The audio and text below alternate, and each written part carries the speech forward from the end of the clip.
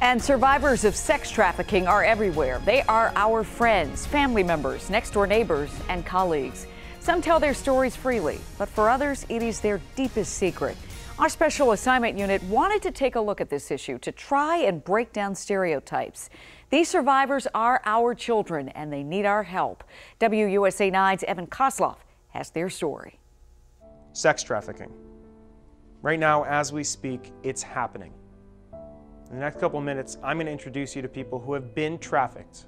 Young people who live in our area who are currently trying to escape sex trafficking. But for me, this all started with a car ride. In the front seat was a really awesome woman named Tina Front. She is a survivor of sex trafficking, and she really knows what she's talking about. We were driving in the dead of night. It was just after 2 in the morning, and we just saw so much. Honestly, things that made me angry. These are pimps. There they all are.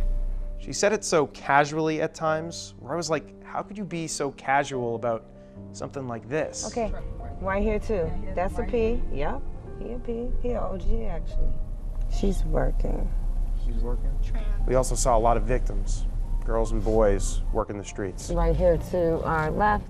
So, trans, young. Yes, yes, she's working.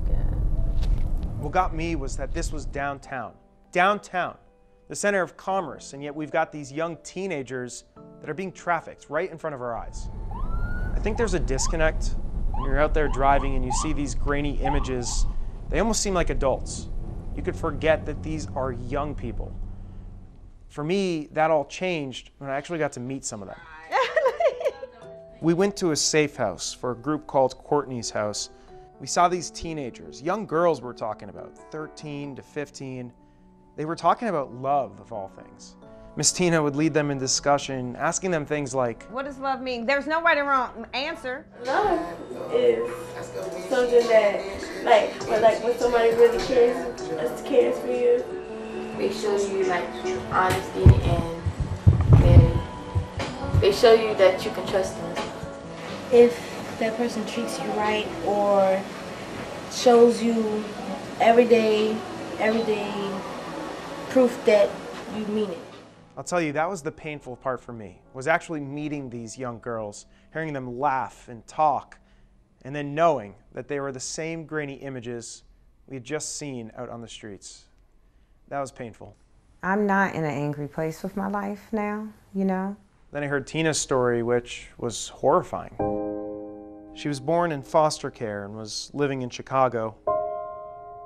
Eventually, she was adopted, but she was vulnerable. She was looking for a role model, and that's when she met this guy, 15 years older than her. He was 28 years old.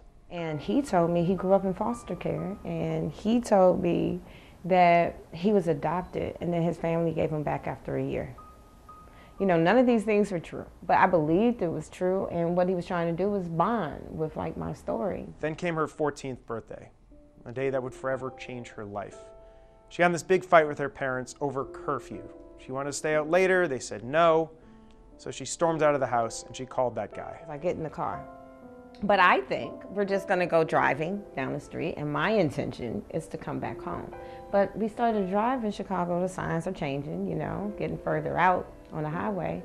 And I'm like, where are we going? And he's like, look, I'm on my way to Cleveland, because he had a family business. Eventually the car stops and they get out, and they're in front of an 8-bedroom home in a gated community. It's beautiful. It's not some shed. When I get in the house, there are 4 other girls there that are all under the age of 16.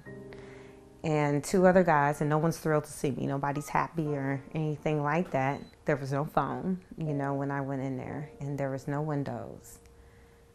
And then the next process is a seasoning process. So the door locks, you know, and there's not a phone or anything. And 2 other guys come in, and they sexually assaulted me, and that's actually called the seasoning process. That term, the seasoning process, a sick way of saying she was raped. That sent her on a decades-long road of being trafficked. Do you ever cry? Yeah, I definitely cry. You know, I think that everybody works on their things, and growing up, I was never really good at showing emotion in front of people, you know, definitely. Probably the people who get me to cry is the kids. You know, they give me the cry when they had straight F's and they got a C for the first time. I cry all the time, ask them. So I'm looking at all this, and I'm listening to her story, and I'm just getting frustrated. I'm thinking, what can we do? Can we do anything to try and stop this? Well, we're going to try something a little new here. Miss Tina's agreed to create a number of videos for specific audiences.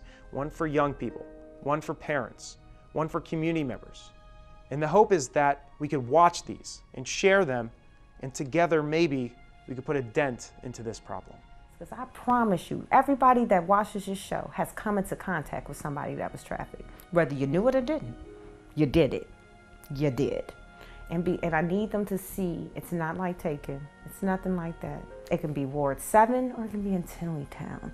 It can be at Tyson's Corner or it can be down the street. That's just the real reality of it. Assuming that our kids are safe because we live here and we live there, no kid is safe because this is about manipulation, and every child can be manipulated.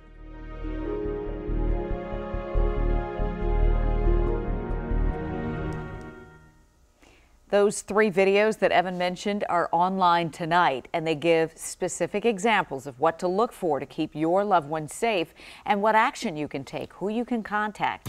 You'll find it all on our mobile app and our Facebook page. Just search Special Assignment Unit, and we want you to share it so that we can all fight against this problem together. Another